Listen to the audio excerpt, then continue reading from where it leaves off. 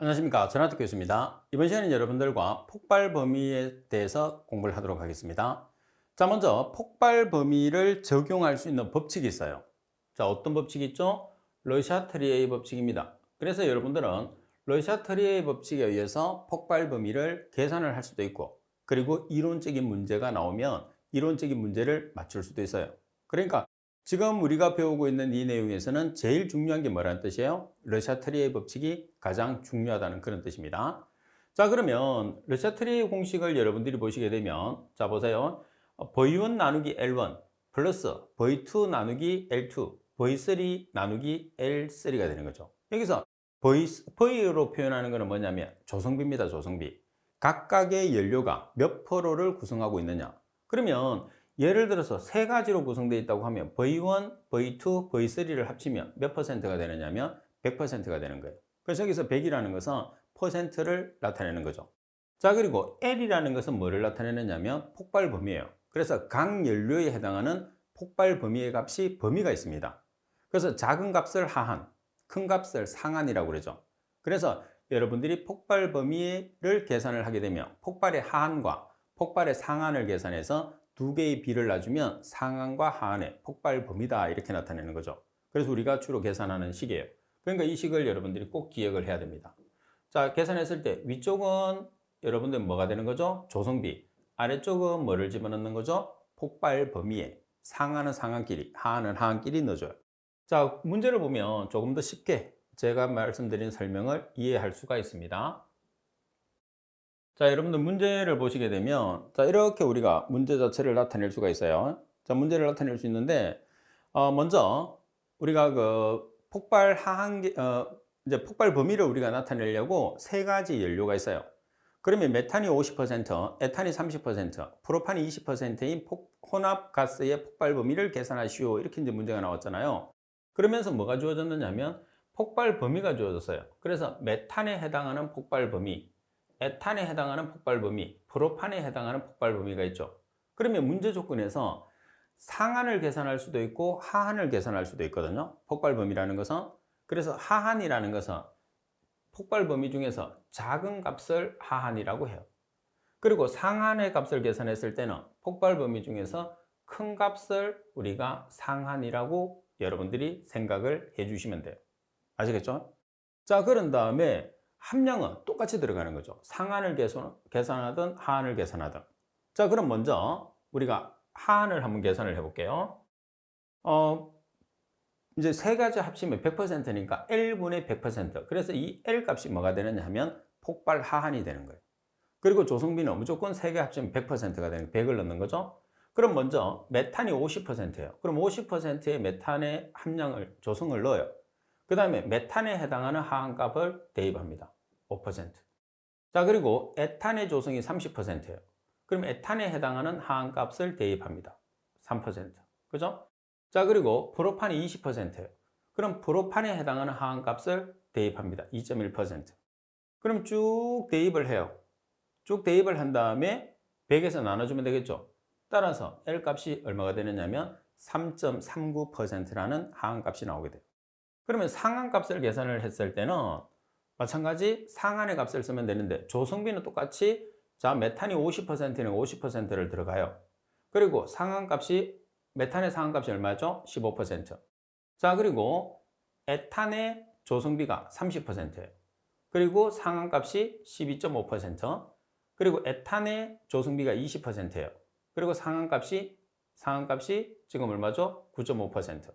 따라서 대입을 해서 L을 계산을 하게 되면 12.76%가 나오는 거죠. 그래서 여러분들이 계산한 하한에서 상한의 범위를 만들어요. 어떻게? 이렇게. 그래서 3.39%에서 12.76%를 나타내게 되면 폭발 범위의 상한과 하한 값이라고 우리가 이야기를 하는 거죠. 아시겠죠? 그래서 문제를 실제로 풀어보면 더 쉽게 이해할 수 있어요. 자, 그 다음에 가연가스의 폭발 범위를 한번 보겠습니다. 가연가스라는 게 뭐예요? 가연성 가스라는 게, 가연이라는 것은 연소가 가능한 성분이라는 뜻입니다. 그래서 연소할 수 있는 가스를 이야기하는 거예요. 자, 가스 연도가 높아지면 폭발 범위는 일반적으로 넓어져요. 그래서 온도가 높으면 높을수록 폭발이 잘 일어난다는 소리죠. 잘 일어난다는 소리는 넓은 범위에서 일어난다는 소리예요. 그래서 폭발 범위가 넓으면 넓을수록 폭발이 발생할 가능성이 높고, 폭발 범위가 좁으면 좁을수록 폭발이 일어날 가능성이 적다는 거죠. 그래서 조금 전에 우리가 폭발 범위를 계산을 해봤잖아요. 상한값과 하한값으로. 그 범위가 넓으면 넓을수록 폭발이 잘 일어난다는 뜻이고, 그 범위가 좁으면 좁을수록 폭발이 발생할 가능성이 적다, 이렇게 판단하는 거예요. 자, 그 다음에 가스의 압력. 가스의 압력이 높아지면 폭발 하한값이 크게 변하지 않으나 상한값은 높아진다고 그랬어요. 그래서 가스압 같은 경우에서는 하한값보다는 뭐가 중요한 거죠? 상한값이 높으면 높을수록 폭발 범위가 넓어진다. 그 다음 폭발 한계 농도 이하에서는 폭발성 혼합가스가 생성되기 어려워요. 말 그대로 폭발 한계 농도 이하가 되면 폭발 범위에 들어가지 않는 거예요. 그래서 폭발은 폭발 범위의 상한과 하한값에 들어가 줘야 돼요. 그 범위에 들어갔을 때 폭발이 일어나는 거지, 그 범위를 벗어나게 되면 폭발은 발생하지 않습니다. 그리고 압력이 상압보다 높아질 때 변화가 커요. 전반적으로 압력이 상압을 1기압이라고 기준을 했을 때 1기압보다 커졌을 때 우리가 폭발 범위가 변화가 크다.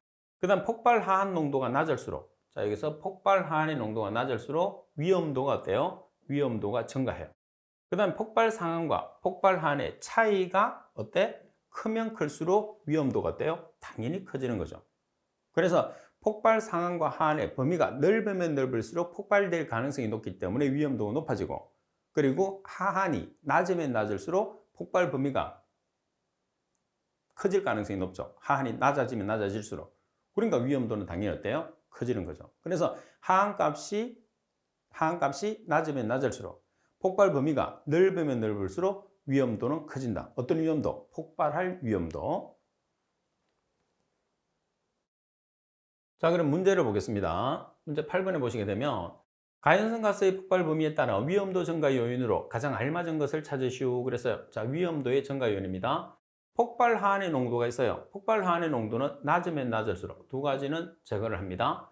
자, 그리고 폭발 상한과 폭발 하한의 차이가 어때요? 크면 클수록. 그럼 바로 정답은 가번이 되는 거죠. 그래서 이론적인 내용을 여러분들이 얼마만큼 정확하게 이해를 하고 있느냐에 따라서 답을 찾는 게 쉬워지느냐 아니면 어려워지느냐가 달려 있는 거죠.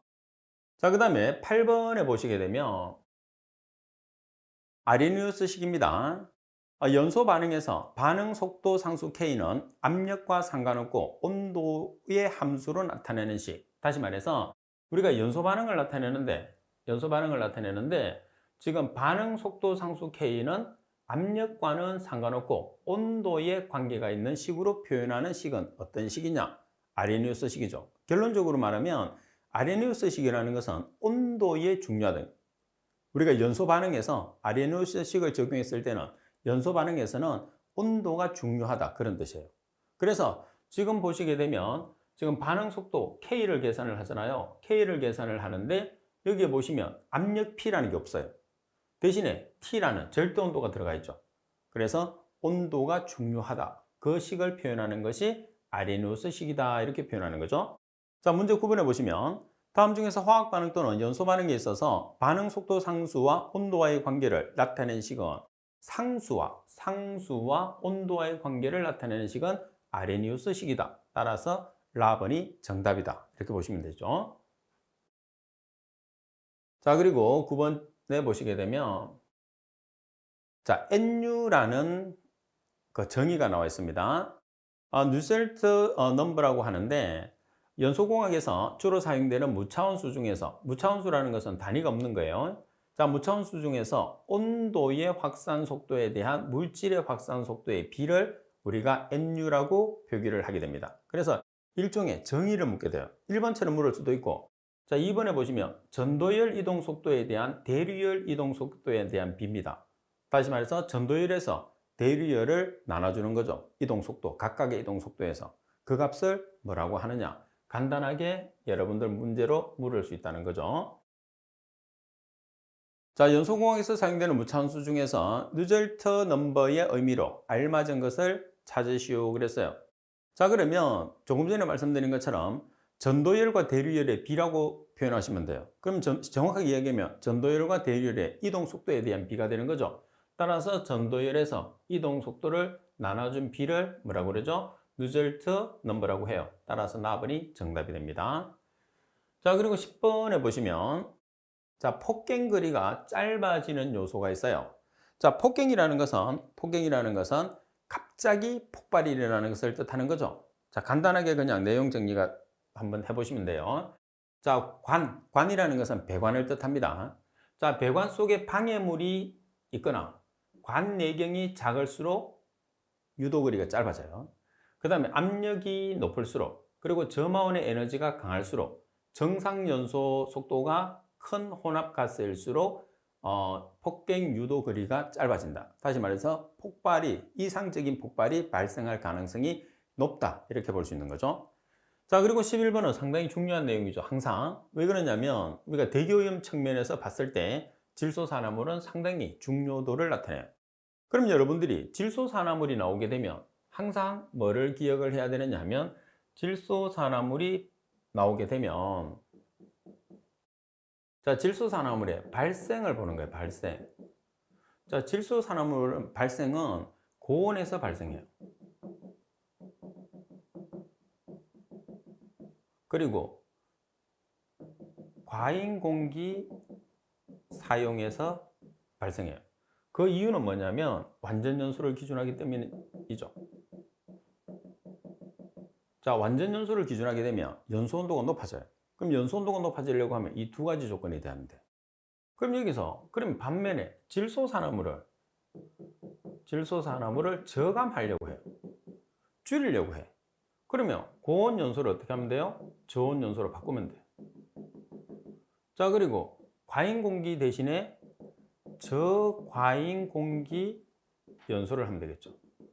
그래서 여러분들이 질소산화물의 저감적인 측면은 두 가지로 접근하시면 돼요. 온도가 있는지, 공기라는 말이 있는지 두 가지를 봐서 온도와 공기를 작은 개념으로 해주시면 된다 말이죠. 그래서 항상 발생되는 조건을 알아야지 저감 조건을 우리가 찾아낼 수가 있는 거죠. 자, 먼저 희박 예혼합 연소를 함으로써 최고 화염 온도를 1800K 이하로 억제한다고 그랬어요. 희박 예혼합 연소라는 것은 뭐냐면 공기를, 특히 산소를 적게 공급을 해서 연소한다는 뜻입니다. 물의 정발 잠열과 수분의 현열 상승으로 화염열을 빼앗아 온도 상승을 억제하는 거죠. 그래서 전부 다 온도 자체를 어떻게 하는 방법이에요? 낮추는 방법이에요. 그리고 화염의 최고 온도를 저하시키기 위해서 화염을 분할시키기도 합니다. 그 다음 화염 형상의 변경, 완만연소, 배기가스 재순환. 그래서 이런 모든 요소 자체들이 최고 화염 온도를 줄이기 위한 조건들이죠. 그래서 최고 화염 온도를 줄이게 되면 뭐가 발생을 줄일 수 있는 거죠? 질소산화물을 줄일 수 있는 거죠. 자, 여기서 나오는 2단 연소법도 마찬가지입니다. 자, 그리고 수증기 분무, 저온도 연소, 이 모든 조건 자체들이 대부분은 고온에서 머무는 시간을 짧게 해서 질소산화물을 줄이기 위한 방법이다. 이렇게 여러분들이 꼭 생각을 해주시면 됩니다. 자, 문제 11번을 한번 보시게 되면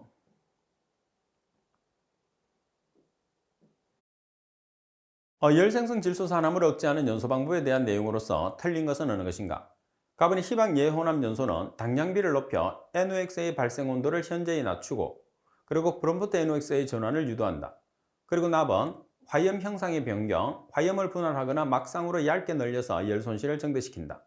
다번에 완만 혼합, 연료와 공기의 혼합을 완만하게 해서 연소를 길게 함으로써 화염 온도의 상승을 억제한다. 라번에 배기 재순환, 팬을 써서 굴뚝가스를 로의 상부에 피드백시켜 최고 화염 온도와 산소의 농도를 억제한다고 그랬어요. 자, 여기서는 희박 예혼합 연소라는 것은 뭐예요? 온도 자체를 1800K 이하로 하는 거죠. 그래서 1800K 이하로 해서 질소산화물을 줄이는 방법이 됩니다. 따라서 가벌에 대한 설명이 잘못됐어요. 자, 그리고 연소 시 발생하는 질소산화물의 원인과 생성 기전을 세 가지로 분류를 하게 되면 자, 질소산화물이 발생되는 경우에서는 퓨얼 NOx, 서멀 NOx, 그리고 브롬프트 NOx 세 가지예요. 퓨얼 NOx라는 것은 연료적인 측면의 NOx, 그리고 서멀 NOx라는 것은 온도적인 측면의 NOx예요. 여기서 연료적인 측면의 NOx라는 것은 뭐냐면 연료 중에 질소 성분이 포함되어 있을 때 배출되는 것을 뜻하는 거예요. 반면에 스몰 NOx라는 것은 온도적인 측면의 NOx인데 연료 중에 질소 성분이 없다 하더라도 연소용 공기를 주입을 하게 되면 연소용 공기의 대부분이 뭐예요? 질소예요. 그죠? 그래서 연소용 공기에 의해서 발생하는 것을 우리가 온도적인 측면의 NOx, 스몰 NOx라고 하죠. 그래서 특이하게 다른 물질하고 좀 다르게 질소산화물 같은 경우에서는 연료 중에 질소가 포함되지 않아도 배출되는 가장 특이한 물질입니다. 자, 그리고 프롬프트 NOx라는 것은 화염에서 일어나는 정기적인 이온 교환에 의해서 생성되는 것을 프롬프트 NOx라고 그래요. 그래서 세 가지 형태로 배출이 되는데 이 중에서 가장 중요도가 높은 것은 온도적인 측면에서의 질소산화물이다. 가장 많이 배출되는 경로이기 때문에 그렇습니다. 자, 문제 12번에 보시면 연소 시 발생되는 질소산화물은 원인과 생성 기전에 따라서 세 가지로 분류되는데 해당하지 않는 것은, 자, 이 세 가지는 연료적인 측면에서의 NOx, 자, 그리고 프롬프트 NOx, 그리고 온도적인 측면에서의 NOx라고 되어 있어요. 그러면 정답은 나번은 해당하지 않죠. 예를 들어서 이제 참고적으로 팁을 보시게 되면 프롬프트 NOx라는 것은 메탄이라는 물질에 질소라는 물질이 결합을 해요. 그런 다음에 HCn과 N이 형성이 되죠. 따라서 HCn과 N이 형성되니까 N이라는 질소 화합물이 배출이 되는 거예요. 그래서 형성되는 것을 프롬프트 NOx라고 이야기합니다. 그래서 가끔씩 프롬프트 NOx의 식으로 바르게 된 것을 찾으시오 이렇게 문제가 나오면 지금 반응식을 찾아주시면 됩니다. 자, 문제 13번을 보도록 하겠습니다. 연소물을 연소하는 과정에서 질소산화물이 발생하게 된다. 다음 반응 중에서 질소산화물 생성 과정에서 발생되는 프롬프트 NOx의 주된 반응식으로 알맞은 것을 찾으시오 그랬어요. 자, 뭐가 반응하죠? 일단 메탄과 N2가 반응을 해요. 자, 메탄과 N2가 반응해서 HCn과 N이 발생하는 형태를 프롬프트 NOx라고 하니까 답번이 정답이 되는 거죠. 자, 그리고 12번 내용에 보면 자, 연소율을 정성적 및 정량적으로 표현하기 위한 용어다 이렇게 나와 있어요. 자, 정성적이라는 것은 성분적으로, 정량적이라는 것은 질량으로 표현하기 위한 용어가 되는 거죠. 자, 엔탈피는 어떤 개가 가지고 있는 열 함량을 엔탈피, 그래서 우리가 허별 반응과 발열 반응에서 플러스와 마이너스로 표현하는 값을 뜻하는 거죠. 그리고 잠열이라는 게 있는데 잠열이라는 건 실제로 우리가 사용할 수 없는 열을 잠열이라고 해요. 자, 물질에 의해서 흡수 또는 방출된 열이 상 또는 상태 변화에서만 사용되고 온도 상승의 효과를 나타내지는 않는 열을 잠열이라고 합니다. 그래서 잠열 중에서 가장 큰 값을 가지고 있는 게 수분이 가지고 있는 수분의 정말 잠열입니다. 그리고 엔탈피 변화란 정압에서의 반응열의 변화를 뜻합니다. 자, 그리고 현열을 우리가 실제로 사용할 수 있는 열을 현열이라고 하는데 물질에 의해서 흡수 또는 방출된 열이 물질의 상태 변화에는 사용되지 않고 온도 변화에만 사용되는 거예요. 자, 온도 변화로 나타나는 열을 현열이라고 이야기를 합니다. 자, 그런데 지금 잠열 같은 경우가 지금 반대로 설명이 되어 있죠. 잠열 같은 경우에서는 흡수 또는 방출된 열이 상 또는 상태 변화에만 사용되고 온도 상승의 효과에는 나타나지 않아. 반면에 현열 같은 경우에는 흡수 또는 방출된 열이 물질의 상태 변화에는 사용되지 않아요. 반면에 온도 변화로 나타나는 열을 현열이라고 했잖아요. 그래서 잠열과 현열은 반대가 됩니다. 자, 그리고 비열, 우리가 자주 사용해 내용이 비열입니다.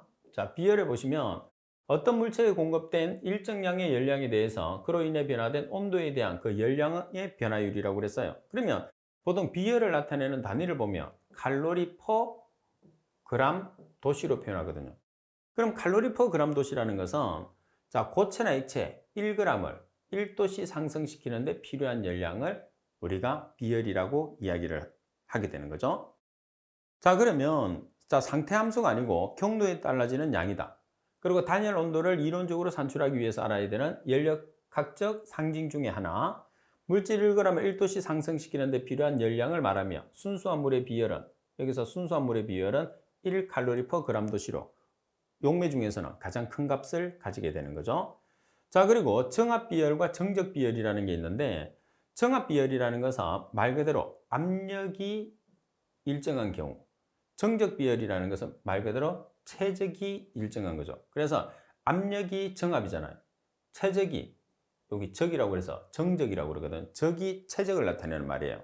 그래서 정압 비열은 압력이 일정한 경우, 정적 비열은 최적이 일정한 경우에 나타나는 비열을 우리가 정압 비열, 정적 비열이라고 표현을 해요. 자, 그러면 이상기체와 고체 및 액체에서 우리가 정적 비율과 정압 비율의 값을 표시를 하거든요. 지금 여기 보시면 고체하고 액체 같은 경우에서는 정적 비율과 정압 비율이 거의 비슷합니다. 그런데 기체 같은 경우에서는 정적 비율이 커요. 얼마만큼 크냐? R만큼 크죠. R이 뭐냐면 기체 상수값이에요. 그래서 실제로 보면 고체, 액체, 기체가 R이라는 기체 상수를 제외한 나머지는 제외한다면 비슷한 값을 가지는데, 기체 상수가 존재했을 때는 기체 상태에서만 정적 비율 자체가 정압 비율보다 기체 상수 R만큼 크다. 이렇게 여러분들이 기억을 해 놓으시면 되겠죠.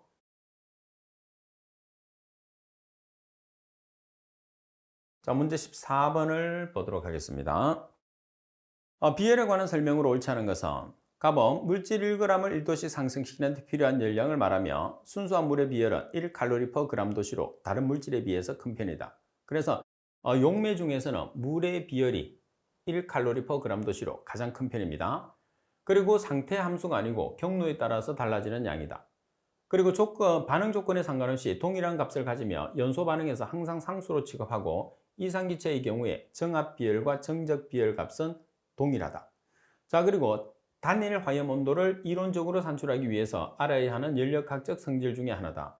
답안에 보시게 되면 이상기체인 경우 우리가 기체를 기준했을 때 정압 비열과 정적 비열 두 가지가 같은 게 아니고 정적 비열이 기체 상수 R만큼 크다 이렇게 표현하겠죠. 그래서 정압 비율과 정적 비율을 비교했을 때는 고체와 액체는 비슷한 값을 가지는데 기체 같은 경우에서는 기체 상수 R만큼 정적 비율이 크다라고 표현을 해야 돼요.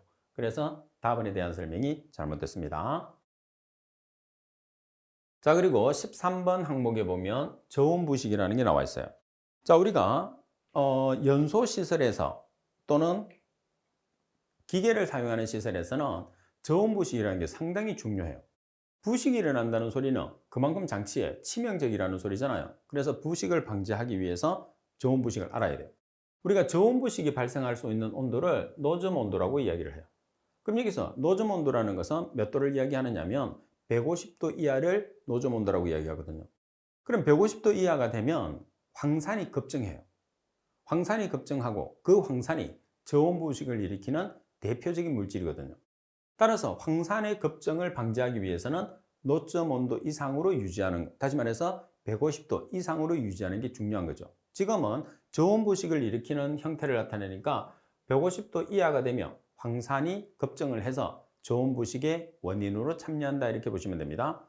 자, 그럼 대책은 일단은 노점 온도라는 150도 이하로 내려가는 걸 방지를 해야 돼요. 그래서 공기를 예열해서 온도를 높입니다.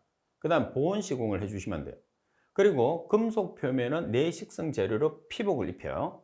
자, 그리고 연소가스 온도를 산노점 온도보다 무조건 높게 유지하는 게 제일 중요하죠. 그래서 실제로 3번 조건이 제일 중요해요. 그리고 과잉 공기를 줄여서 연소합니다. 왜 그러냐면 과잉 공기를 증가시키면 증가시킬수록 저온부식이 많이 일어납니다. 자, 그리고 연료를 전처리해서 유황분을 제거하죠. 유황분 S라는 황분에 의해서 SO2가 나오고 SO2에 의해서 SO3가 되고 SO3에 의해서 뭐가 나오는 거죠? H2SO4가 되기 때문에 황분을 제거하게 되면 황산이 발생하지 않기 때문에 저온부식을 방지할 수 있다. 이렇게 우리가 결론을 내릴 수가 있어요. 자, 그러면 문제 15번에 보시게 되면 다음 중에서 저온부식의 원인과 대책에 관한 설명으로 가장 거리가 먼 것은, 자, 가번 연소 온도를 산노점 온도보다 높게 유지를 해야 한다. 맞죠? 예열 공기를 사용해서 보온 시공을 합니다. 자, 예열 공기를 예열하고 보온 시공을 하게 되면 온도를 높일 수 있죠. 그리고 저온부식이 일어날 수 있는 곳에 금속 표면은 피복을 하면 됩니다. 그리고 250도 이상의 전열면에 응축하는 황산이나 질산 등에 의해서도 발생한다고 그랬어요. 그렇지 않죠. 실제로 저온부식이라는 것은 산노점 이하가 됐을 때 급증을 하는 게 황산이에요. 그래서 산노점 이하라는 150도 이하로 우리가 최소로 머물게 해주면 되는 거죠. 다시 말해서 방지하기 위해서는 150도 이상으로 유지를 해주면 황산이 거의 발생하지 않아요. 반면에 150도 이하가 되면 저온부식의 원인 물질이 되는 황산이 급증해서 저온부식을 많이 일으키게 되는 거죠. 따라서 설명이 잘못된 것은 4번이 정답이 되겠죠. 자, 그리고 14번 항목에 보면 발열량이라는 게 있어요. 자, 우리가 계산상에서도 발열량을 배우겠지만 발열량이라는 것은 말 그대로 발생되는 열량을 발열량이라고 합니다. 발생되는 열량을 합쳐서 발열량이라고 해요. 자, 그럼 1번에 보면 단위 질량의 연료가 완전 연소 후에 처음의 온도까지 냉각됐을 때 발생되는 열량을 뜻합니다. 그 다음 일반적으로 수증기의 정발 잡열은 이용이 잘 안 되기 때문에 저위 발열량에서 주로 사용이 돼요. 그러면 여기서 여러분들이 저위 발열량, 고위 발열량이라는 게 있잖아요. 그러면 여기 있네. 고위 발열량과 저위 발열량이 있는데 고위 발열량을 HH라고 표현을 해요. 그 다음에 저위 발열량을 HL이라고 표현해요. 그래서 히팅 하이, 히팅 로우라고 표기해서 고위 발열량, 저위 발열량이라고 이야기를 하는데 여기서 수분의 정발 잡열의 포함 유무에 따라서 두 가지로 나누는 거예요. 그럼 수분의 정발 잡열은 실제로 값은 가지고 있으나 열량으로 사용할 수 없는 거거든요. 따라서 고위 발열량은 수분의 정발 잡열이 포함돼요. 반면에 저위 발열량은 수분의 정발 잡열이 포함되지 않습니다. 그래서 실제 우리가 이용하는 열을 저위 발열량이라고 이야기를 해요. 자, 그 다음에 고차고 액체 같은 경우에서는 연료를 킬로그램으로 표시하기 때문에 발열량을 나타냈을 때 킬로칼로리 퍼 킬로그램으로 표시하고 반면에 기체 연료는 미터의 삼성으로 표기하기 때문에 킬로칼로리 퍼 S 미터의 삼성 또는 킬로칼로리 퍼 N 미터의 삼성으로 표기를 하게 되는 거죠.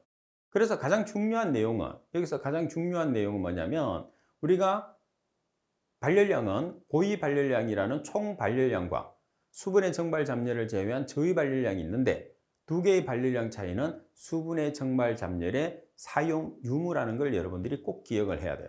그래서 수분의 정발 잡열이 포함되어 있으면 고위 발열량, 수분의 정발 잡열이 제외되어 있으면 저위 발열량이라는 거죠. 자, 그럼 문제를 보겠습니다. 자, 문제 16번에 보면 발열량에 대한 설명으로 틀린 것은 어느 것인가? 가번에 단위 질량의 연료가 완전 연소 후에 처음의 온도까지 냉각될 때 발생되는 열량을 말한다.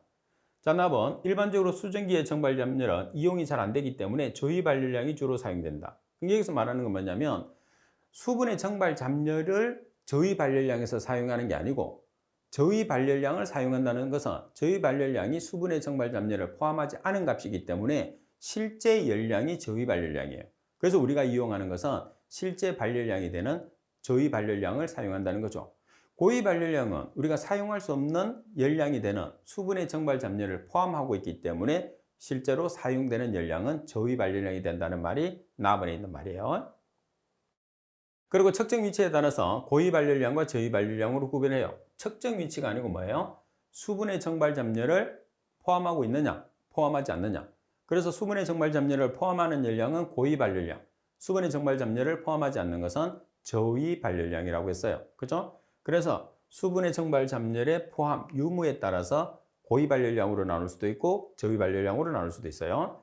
자, 그리고 고체와 액체, 여기서는 고체만 나타냈는데 고체와 액체는 원소로 구성을 하기 때문에 무조건 킬로그램으로 표시를 해요. 그래서 킬로그램으로 표시를 하게 되면 고체와 액체를 나타내는 발열량입니다. 그리고 발열량을 나타내는 단위가 킬로칼로리죠.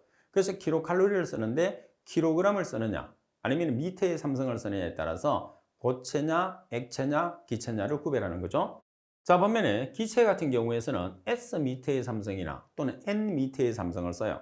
그래서 킬로칼로리 퍼 S 미터의 삼성 또는 킬로칼로리 퍼 N 미터의 삼성으로 나타내면 기체 연료라고 여러분들이 보시면 되죠. 그래서 대부분이 보면 발열량을 표시했을 때 또는 여러분들이 연소 계산에서 사용되는 것은 단위를 어떻게 표기를 하고 있느냐, 다시 말해서 킬로그램으로 표시하느냐 아니면 미터의 삼성으로 표기하느냐에 따라서 고체, 액체 연료, 기체 연료를 구분해서 여러분들이 사용하는 게 중요한 거죠. 자, 따라서 정답은 다번이 정답이 되는 거죠. 자, 여러분들이 지금 듣고 있는 내용들은 생소한 용어들이 많이 나올 수 있어요. 그래서 생소한 용어들이 나올 때는 여러분 강의에 집중을 하고, 그리고 강의가 끝나고 나면 강의에서 들었던 내용들을 여러분들이 충분히 복습을 하셔야 돼요. 그러면은 여러분들이 쉽게 받아들여서 공부를 할 수 있는 반면에, 한 번 듣고 휙 듣고 주말에 나중에 몰아서 공부해야지 이렇게 하면 또 잊어버리잖아요. 그리고 다시 들으려면 시간이 많이 소요되기 때문에 그때그때 복습을 하는 것이 가장 중요하다, 이렇게 생각하시면 됩니다. 자, 이번 시간 수업은 이것으로 마치도록 하겠습니다. 수고하셨습니다.